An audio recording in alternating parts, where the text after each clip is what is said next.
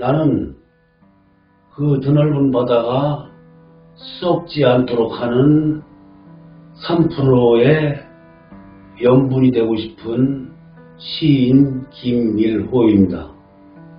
사람이 살다 보면 하고 싶은 얘기도 많고 본의 아니게 내 가슴 속에 가시처럼 박히는 미움과 원망과 질시 이런 것을 뽑아내서 내가 다시 태어나는 방법은 없을까 고민 끝에 글을 쓰기 시작했어요. 나에게 시의 의미는 생활의 전부다. 아까도 말씀드렸지만 살다 보면 여러 가지 어려움에 직면해 있고 그것을 해결하기 위한 많은 고민을 하게 되는데 그중 하나의 방편이 글로써 내 스스로 정화하고 다듬고 또 희망을 키우고 꿈을 꾸는 그 작업이 시 작업이라고 할 수 있죠.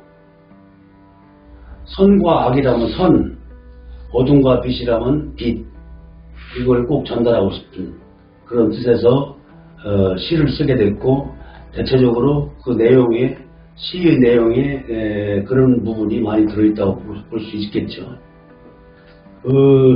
조치원 문학은 1950년대 이게 전쟁 전후 여기 사통팔달 교통요 추정지다 보니까 외지에서 많은 문인들이 정착하고자 조치원역을 중심으로 생활터전을 갖게 됐어요. 서민들의 애환을 그린 작품들 상당히 많이 나왔는데 그때부터 조치원 문학이 사실 생성이 되기 시작했고 지금까지 성장 발전해왔다. 그리고 백수문학이 1955년도 창립이 되고 1956년도 첫 창간호가 나온 후에 현재까지 102호가 나왔고 103호를 준비 중에 있어요. 그리고 이제 그 이후에 여기에 연기문학, 세종문학, 세종시마루, 세종시인, 시양이 있는데 다 그것이 어떻게 보면 백수문학으로부터 파생된 문학단체, 문학인들이다 볼 수 있고 대표적인 인물들이 상당히 많은데 소설계에서는 백용원 선생님, 그리고 희곡계에서는 임주병 선생님, 또 시 분야에서는 장시종 선생님, 여러 분들이 배출이 됐고 이미 자꾸 하셨지만 그분들의 문학적인 영혼이 아직도 조치원역을 중심으로 뿌리를 내리고 있다 이렇게 볼 수가 있겠어요. 제가 최근 5년 사이에 베스트 친구 6명을 잃었어요. 거의 질병으로 세상을 떴는데 올해 내 나이가 70곡에 넘고 72이 되다 보니까 인생과 바람은 무관치 않다. 바람은 어디서 왔다 어디로 가는가 이런 내 자신에게 질문을 하게 됐고 그래서 이제 그 바람의 길이라는 시를 쓰게 됐습니다. 어떻게 보면 이 추운 겨울에 필요한 사랑도 찾아보기 어렵다 이런 생각을 하고 있을 때 결국 인생무상이라는 것이 있듯이 결국 우리도 인생도 바람처럼 왔다가 언젠가는 또 바람처럼 간다. 이렇게 욕심을 내려놓고 나에게 다가오는 그런 어떤 운명을 받아들여라 이런 뜻에서 썼다고 볼 수 있겠습니다. 이 시는 앞서도 말씀드렸지만 삶과 죽음 그 누구나 피할 수도 없고 부정할 수도 없고 또 애써 외면할 수도 없는 것이거든요. 그래서 바람의 의미는 항상 찬바람도 있고 더운 바람도 있고 그저 그냥 내하고 아무 관계 없는 것처럼 그냥 어느 날 스쳐 지나가는 바람도 있고 또 싫다 해도 내 얼핏에 스미는 찬바람도 있고 그래서 그런 부분이 이 삶의 전부다. 그래서 인생은 아까도 말씀드렸지만 바람과 같다. 그래서 내 스스로 혹시 욕심이 있다면 욕심을 내려놔야 되고 미움이 있다면 미움도 내려놔야 되고 또 슬픔이 있다면 슬픔도 내려놔야 되고 그냥 수능에서 여생을 아무 무리 없이 그냥 오는 바람 그대로 맞아가면서 여생을 마감해야 되겠다 이 생각을 해서 이诗를 쓰게 된 동기라고 할 수 있겠죠.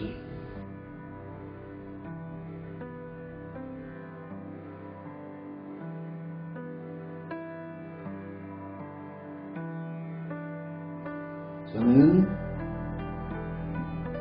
시지한 복숭아 같은 시인이다 이렇게 생각합니다.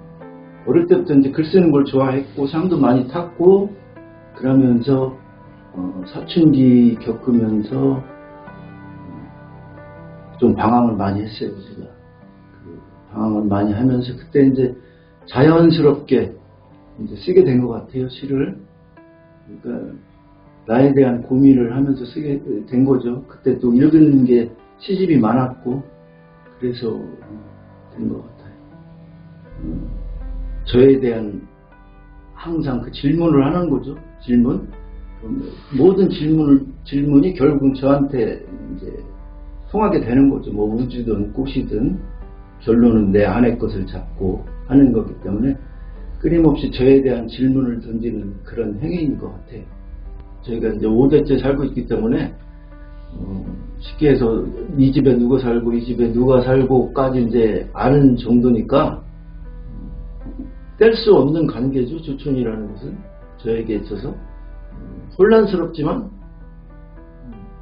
그게 그것에 대한 의미 자체로 내 생활이 되는 그런 곳입니다.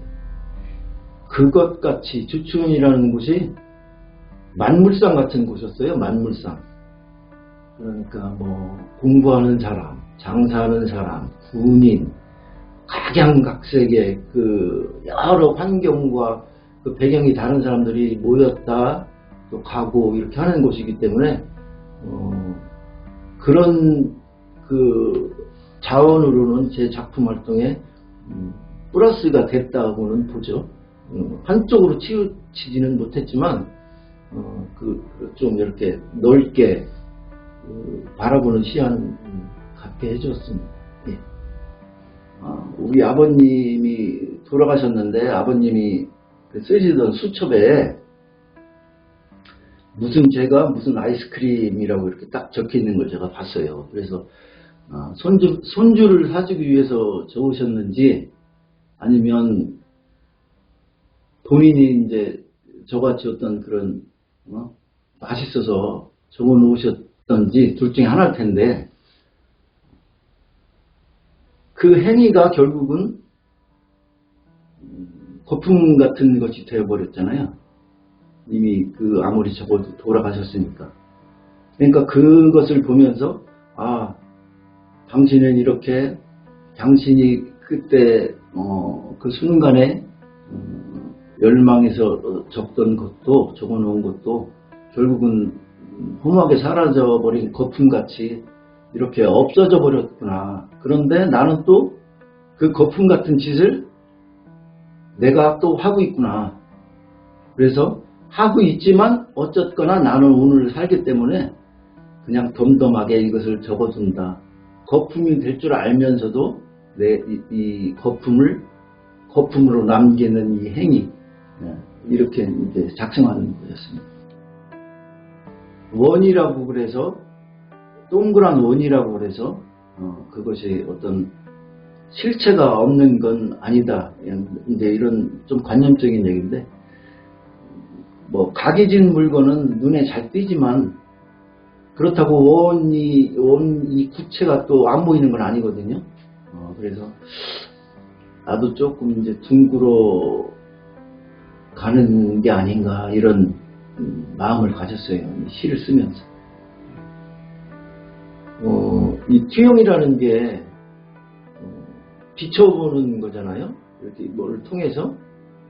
그런데 그 브랜드 명도 제가 볼 때는 아주 어울리는 것 같아요. 왜냐하면 이런 주촌이라는 곳을 이렇게 프로젝트 하는 거에 대해서 더군다나 이제 그 문학이라는 그 장르에 있어서만큼은 어느 지역보다 그 자부심이 있고 역사가 있는 지역이기 때문에 그것을 투영해서 같이 이렇게 조천이라는 것과 접목시킨다는 작업이 아주 의미 있는 그런 작업인 것 같고 지속 가능하기를 저는 바랍니다.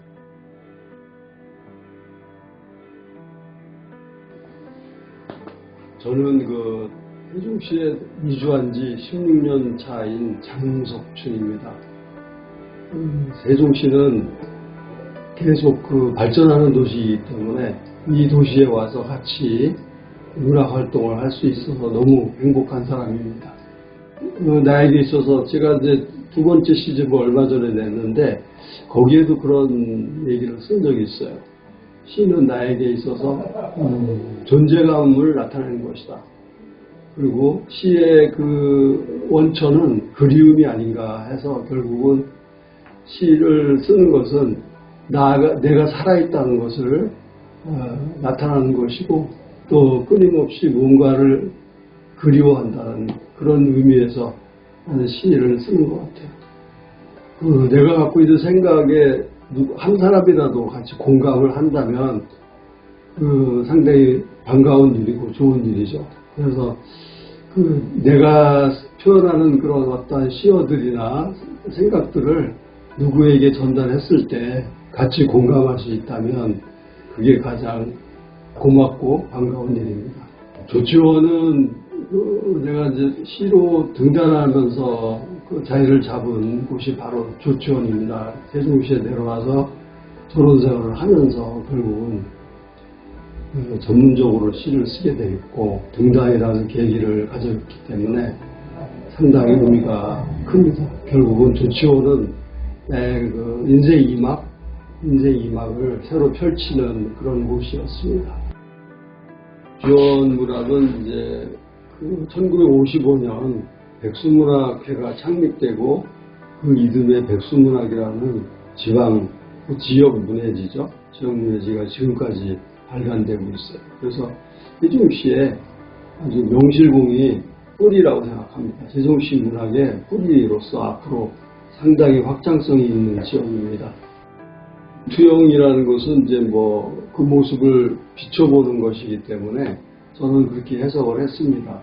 그래서 아마 조치원 문학에 대해서 여러분들이 생각하는 그 느낌, 그 모습, 조치원 문학을 바라본 느낌을 어떻게 표현할지, 어떻게 비춰질지 상당히 궁금하고 기대가 됩니다. 헛것을 보았다는 시는 말 그대로 헛것을 보았다는 어떤 그 진실게임 같은 것을 생각했어요. 그래서 이 시를 쓸 때 항상 그런 생각을 우리가 하잖아요. 뭔가 이렇게 겉으로 보이는 것은 항상 모두가 아니다, 전체가 아니다라는 생각을 갖게 되었습니다. 그래서 이 시를 쓰게 되었죠. 조금 전에도 얘기했듯이 겉으로 보이는 것만이 실체가 아니다 생각을 합니다.